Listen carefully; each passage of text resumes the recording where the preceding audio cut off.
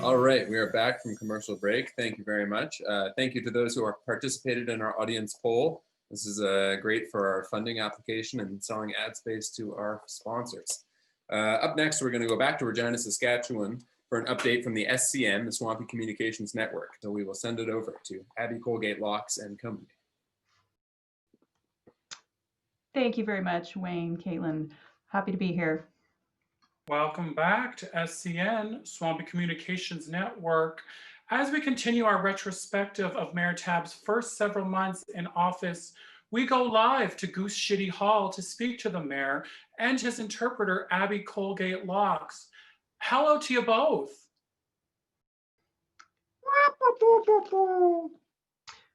And a swampy evening to you, Meredith. Thank you, Abby. You ran on a strong platform that boasted affordable nesting for all. Do you believe you have fulfilled that?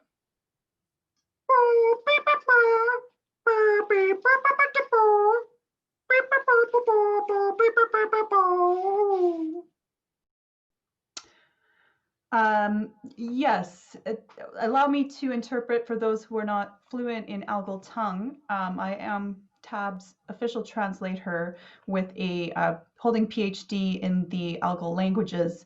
The mayor-elect just articulated that we have been working tirelessly on a comprehensive and detailed nesting plan to address this growing need, and have already begun working with a local rodent-led development firm, Dammit, to begin the first phase of the semi-aquatic nesting spaces plan. We will be moving into subaqueous nests once the water thaws in late spring. You have made many promises to the LGBTQ community of Willow Island. Have you increased the biodiversity of the swamp as you said you would?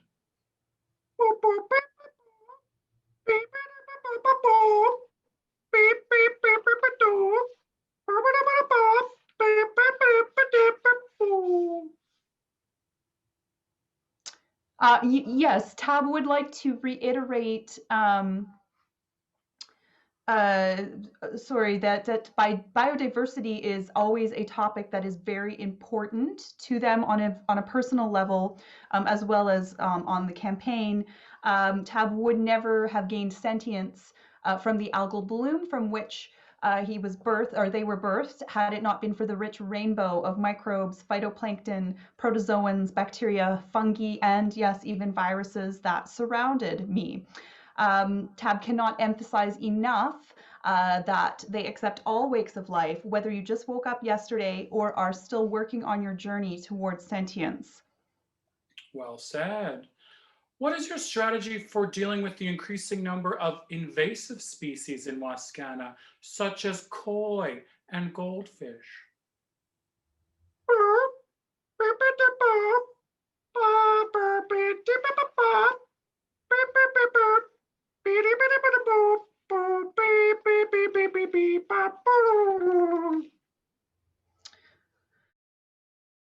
Yes, I would like to reiterate my previous point that this T.A.B-led government accepts all wakes of life, regardless of nature, and that T.A.B themselves is comprised of a variety of algal forms, such as rhydophytes and chlorophytes, and even some sea sponge thrown in there. T.A.B values biodiversity, but this being said, we do have some work ahead strengthening our processes of introducing new species into the swamp so that all may thrive. After such a contentious election with muck being thrown from all sides, how do you plan to reach out to the disenfranchised mammals in the community, such as squirrels, rabbits, and humans?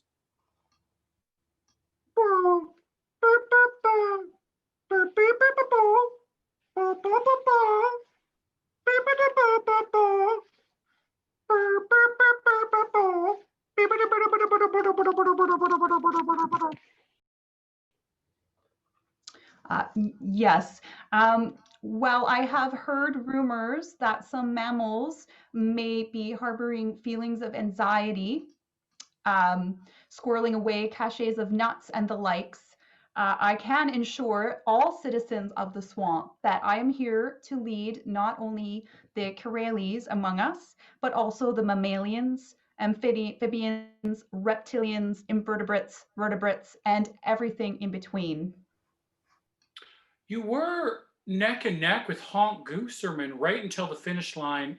Do you believe the citizens made the right choice?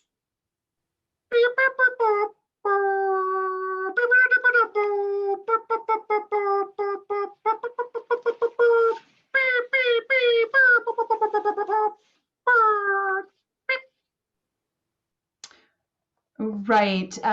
Tab articulates that this was a very close election unexpectedly, and that despite their lack of spinal column, Honk did have quite a close race, showed quite a great showing in the recent election.